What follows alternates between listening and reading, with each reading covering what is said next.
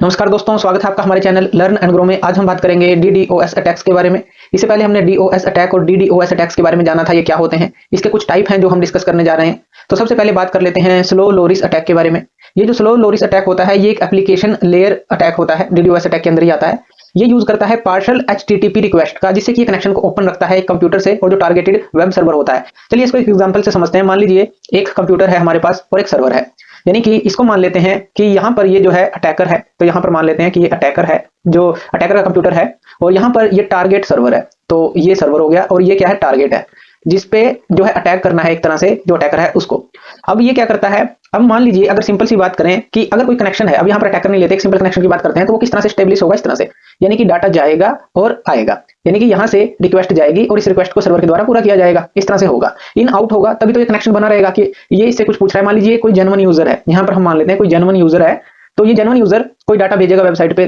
तो जो सर्वर है उस हिसाब से उसको जवाब भी देगा। तो इस हिसाब से ये काम चलेगा, जैसे आप किसी से क्वेश्चन पूछते हैं तो आपको आंसर मिलता है, इस तरह से ये चलता है। यानी कि ये कनेक्शन इस तरह से होता है, एक नॉर्मल कनेक्शन, कि इसके अंदर क्या होगा, यहां से वहां डाटा जाएगा और वहां से जो रिप्लाई आएगा। लेकिन अगर हम बात करें कि ये जेन्युइन यूजर ना होकर ये अटैकर का कंप्यूटर हो जाए, यानी कि जो अटैकर है जो कि इस टारगेट सर्वर को जो है एक तरह से इसके ऊपर अटैक करना चाहता है, इसको जो है एक तरह से इतनी ट्रैफिक भेजना चाहता है या इसको जो है डिस्टर्ब करना चाहता है कि ये जेन्युइन यूजर की जो भी क्वेरी है उसको पूरा ना कर सके या जेन्युइन यूजर को डील ना कर सके। तो अटैकर क्या करता है, यहाँ पर जो कनेक्शन है एक तरह से उसको, जैसे यहाँ पर देखिए डाटा आ रहा था जा रहा था, लेकिन ये जो है इसको एक एचटीटीपी जो रिक्वेस्ट है, पार्शियल एचटीटीपी रिक्वेस्ट देता है इसको ये, यानी कि ये जो है इस कनेक्शन को ओपन रखती है। अब ये जेन्युइन यूजर तो है नहीं जिसको जो है यहाँ से रिप्लाई चाहिए, तो ये पार्शियल एचटीटीपी रिक्वेस्ट यानी कि आधी अधूरी जो है एचटीटीपी रिक्वेस्ट जो है इसको देता रहता है, जिससे इन दोनों के बीच में कनेक्शन तो बना रहता है, कनेक्शन जो है ओपन रहता है और बहुत लंबे समय तक ये ओपन रहता है। अब इससे क्या होता है, जो इस तरह के डीडोस अटैक्स होते हैं इनको जो है बहुत ही कम बैंडविड्थ चाहिए होती है इस तरह का काम करने के लिए, और ये जो है वेब सर्वर को टारगेट करता है, जिससे कि जो इसकी जो जेन्युइन यूजर को जो क्षमता होती है इसको डील करने की,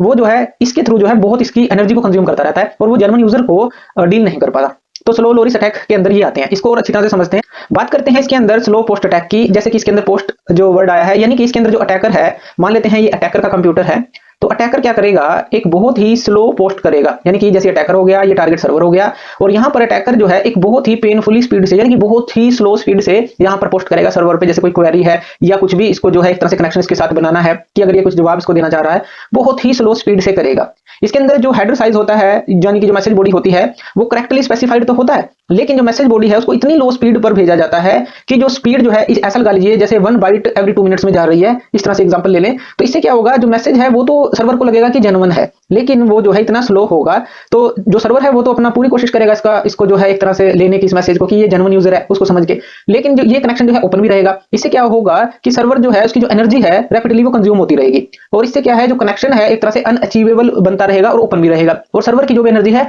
वो जो रिसोर्सेज है एक तरह से वो कंज्यूम होते रहेंगे। तो मैसेज बॉडी जो है उसको बहुत ही लो स्पीड के ऊपर सर्वर पे भेजा जाता है, इसी को स्लो पोस्ट अटैक बोलते हैं। इसी तरह से आता है स्लो रीड अटैक, जैसे ये पोस्ट अटैक था इसी तरह से रीड अटैक होता है। ये जो स्लो रीड डीडोस अटैक होता है, ये भी जो है एक जो है एप्रोप्रिएट एचटीटीपी रिक्वेस्ट देता है सर्वर को, जैसे यहाँ पर अटैकर का कंप्यूटर हो गया, ये सर्वर हो गया, और ये जो है इसके अंदर जो है एक एप्रोप्रिएट एक तरह से एचटीटीपी रिक्वेस्ट जाएगी सर्वर पे, लेकिन जब रीडिंग होगी उसकी, जो रीडिंग रिस्पॉन्स होगा, जैसे पोस्ट रिस्पॉन्स था, जो रीडिंग रिस्पॉन्स होगा वो बहुत ही लो स्पीड पे होगा। इसके अंदर देखिए पोस्ट रिस्पॉन्स बहुत ही स्लो था, बहुत ही स्पीड पे कम था। यहाँ पर जो रीड रिस्पॉन्स होगा, यानी कि इसका जो रीडिंग रिस्पॉन्स होगा वो उसको इतनी स्लोली रीड करेगा कि उससे क्या होगा कि जो सर्वर है वही उसकी जो एनर्जी है, उसके जो रिसोर्सेज हैं वो जो है कंज्यूम होते रहेंगे और एक तरह से कनेक्शन बना रहेगा, कनेक्शन ओपन रहेगा, लेकिन जो है बहुत ही जो स्लो जो है इसका रीड रिस्पॉन्स होगा, जिससे कि कनेक्शन तो ओपन रहेगा और सर्वर जो है इसके साथ कनेक्शन में रहेगा। और जो है इस तरह के काफी सारे हजारों अटैक हो जाएं तो देखिए कितना जो है इसकी जो एनर्जी है सर्वर की वो लॉस होगी और जेन्युइन यूजर को वो डील नहीं कर पाएगा। उसके बाद लेते हैं एचटीटीपी फ्लड अटैक। ये जो एचटीटीपी फ्लड अटैक होता है, ये भी जो है जैसे हमने बात की गेट और पोस्ट, जो एचटीटीपी गेट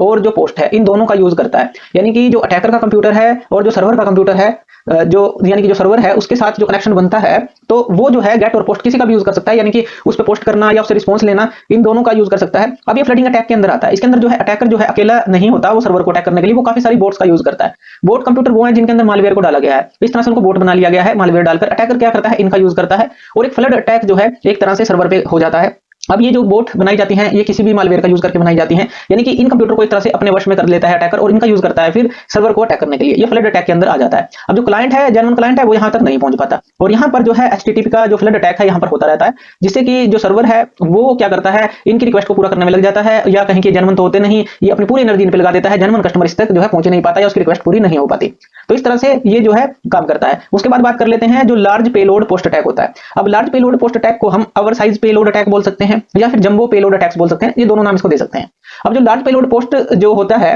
वो एक तरह का जो HTTP DDoS अटैक होता है, जहां पर अटैकर क्या करता है, एक तरह से जैसे सर्वर पे कोई, अब यहां पर देखिए ये कंप्यूटर है, ये सर्वर है, ये दोनों एक दूसरे से कम्युनिकेट करेंगे, लेकिन इसके बीच में एक लैंग्वेज होगी कि ये दोनों एक दूसरे से कम्युनिकेट करें। तो यहाँ पर बीच में XML का यूज किया जाता है, जिसके थ्रू जो है जो भी मैसेज यहाँ से कंप्यूटर से आएगा उसकी डिकोडिंग ये सर्वर करेगा एक तरह से कि क्या मैसेज आया है। लेकिन इसी XML कोडिंग के अंदर जो है इस तरह की ये कोडिंग बना दी जाए कि सर्वर जो है उसको डिकोड ही ना कर पाए, उसको बार बार अटेम्प्ट करता रहे डिकोड करने का, पर वो उसको प्रॉपर्ली डिकोड ना कर पाए कि वो कह क्या रहा है। तो इस तरह से क्या होगा, यहाँ पर excessive amount of memory server जो है यूज करेगा, जिससे कि जो सर्वर है एक तरह से जो उसकी सर्विस है क्रैश भी हो सकती है और पूरे रिसोर्सेज जो है उसके यहाँ पर यूज होते रहेंगे। तो यानी कि जो XML कंपेल्ड जो है इसके अंदर एक्सेसिव अमाउंट ऑफ जो मेमोरी है वो यूज करनी पड़ेगी उसको डिकोड करने के लिए। इस जो एनकोडेड इन XML में जो भी यानी कि जो डाटा स्ट्रक्चर है, तो वो जो है एक तरह से उसके द्वारा जो है बहुत ज्यादा मेमोरी उसको यूज करनी पड़ेगी। वो डिकोड करने की कोशिश करता रहेगा कि क्या मैसेज है, एक तरह से वो समझ नहीं आ रहा उसको, वो बार बार डिकोड करने की कोशिश करता रहेगा, लेकिन ये कनेक्शन भी ओपन रहेगा और काफी ज्यादा अमाउंट में मेमोरी भी यूज करेगी, जिससे कि सिस्टम को जो है काफी नुकसान पहुंचेगा और वो जेन्युइन सर्विस नहीं दे पाएगा।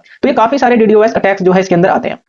और इसके बाद बात कर लेते हैं जो मिमिक्ड यूजर ब्राउजिंग है, ये क्या होती है। अब मिमिक्ड यूजर ब्राउजिंग भी DDoS अटैक के अंदर ही आता है। इसके अंदर ये इन्वॉल्व करता है बोटनेट का यूज करता है, यानी कि जो काफी सारे बोट्स होते हैं उनका यूज किया जाता है जो अटैकर करता है। और ये क्या करता है, काफी ज्यादा जो है जो इस तरह के मालवेयर होते हैं कंप्यूटर के अंदर या कहीं की जो बोटनेट है उनका जो है यूज करता है और एक फ्लड अटैक जो है सर्वर के ऊपर किया जाता है, या कहीं की हाई वॉल्यूम ऑफ जो इन बोट्स का यूज करके जो टारगेट सर्वर है उसको जो है नुकसान पहुंचाया जाता है, उसको इस कंडीशन में पहुंचा दिया जाता है कि उसकी सर्विसेज जो है क्रैश हो जाए और इससे जो है एक तरह से ये जो है सर्विस नहीं दे पाता जेन्युइन यूजर को। तो काफी डिफिकल्ट होता है ये भी डिटेक्ट करना, क्योंकि काफी सारे जो मालवेयर कंप्यूटर्स हैं अलग अलग जगह से वो यूज किए जाते हैं। तो इससे क्या होता है, जो वेबसाइट है, जो सर्वर जो है जिस वेबसाइट को एक तरह से होस्ट कर रहा है, तो वो जो है काफी हैवी हो जाती है, हैवीली लोडेड एक तरह से हो जाती है, एक्चुअली यूजर तक जो है वो उसका जो कनेक्शन नहीं बन पाता और इससे जो है सर्विसेज जो है क्रैश हो जाती हैं या सर्विसेज पूरी नहीं हो पाती जेन्युइन यूजर्स की। तो इस तरह से काफी सारे DDoS अटैक्स होते हैं। तो थैंक यू वीडियो देखने के लिए, और इसी तरह की वीडियोस के लिए आप हमारे चैनल लर्न एंड ग्रो पे हमें सब्सक्राइब कर सकते हैं। धन्यवाद।